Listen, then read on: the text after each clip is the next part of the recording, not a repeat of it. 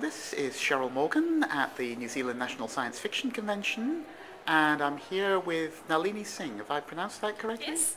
Okay, Nalini is one of the authors who is up for the Sir Julius Vogel Award tonight for Best Novel, but she's already a New York Times bestseller Right. novelist, so hopefully she'll be familiar to a number of you.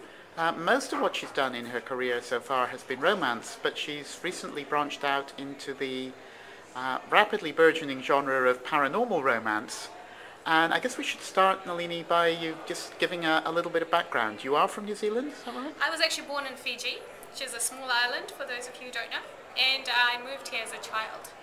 So I did my growing up in New Zealand, and when I was grown up, I actually spent several years living in Japan before coming back to New Zealand. Yeah. You're right. So you speak Japanese? I do speak Japanese.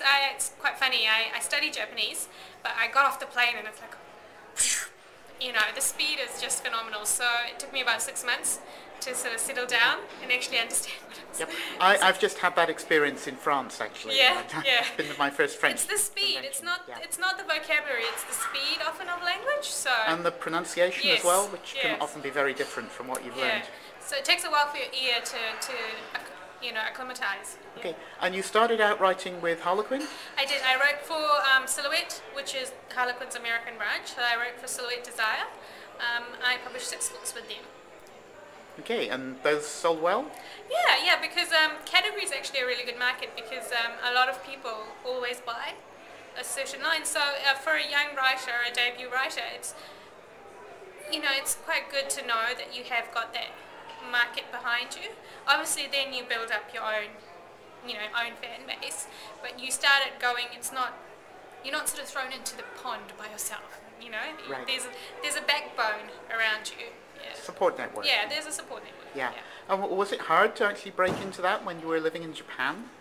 I actually sold to Harlequin while I was still in New Zealand, but yeah, it was hard, just like it is hard to sell to any publisher, you know. So yeah, I just kept trying over and over and over again. Right. So, But yeah. in these days of the internet, being in New Zealand or Japan is a lot less of an issue than it might have been. I think it's not a handicap. You know, if that's what people are thinking. Anywhere being isolated is not a problem anymore. You can, you know, you can do so much over the internet.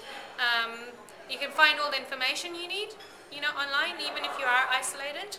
So yeah, definitely. Right. And what got you into writing paranormal romance? I've actually always had an interest in it.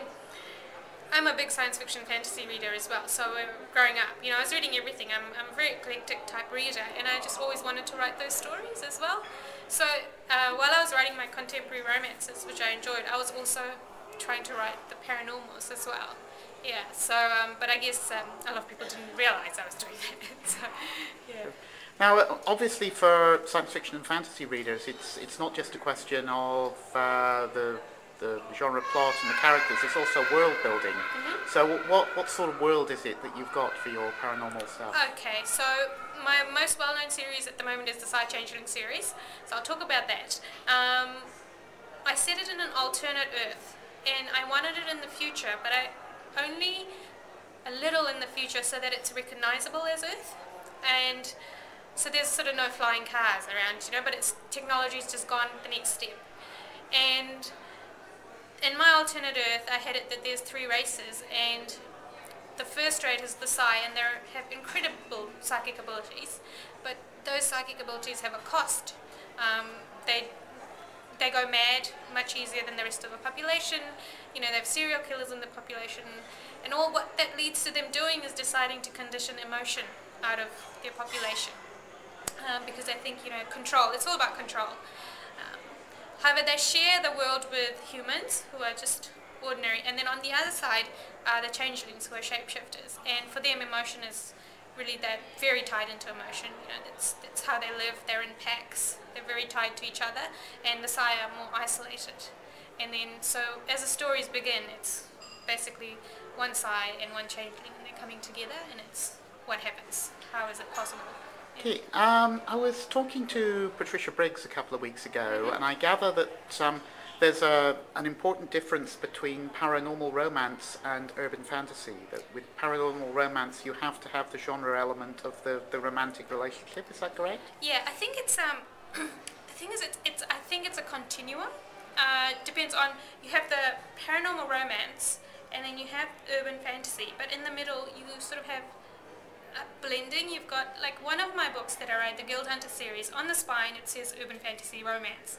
So what it means that it is urban fantasy, it'll appeal to urban fantasy readers, but it does also have probably more romance than a urban fantasy on the far end of the spectrum. So even in Patricia's books, who I love Patricia Brooks, I'm such a crazy fan, I send her fan letters, but she also has a romantic thread in her books, you know, so I think it is a continuum. The only difference I think I'd be safe to say is true is with a paranormal romance that's standalone, the story will be complete in one book, but with a urban fantasy, often it's one character story continuing for several books, and the romantic arc, if there is one, is carrying on for several books. Yeah.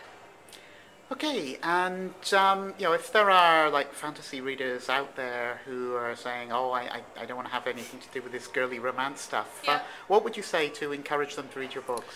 I think you should try it. I think you'd be surprised. You might like it, because I do actually have several, a lot of people who are science fiction and fantasy readers who read me.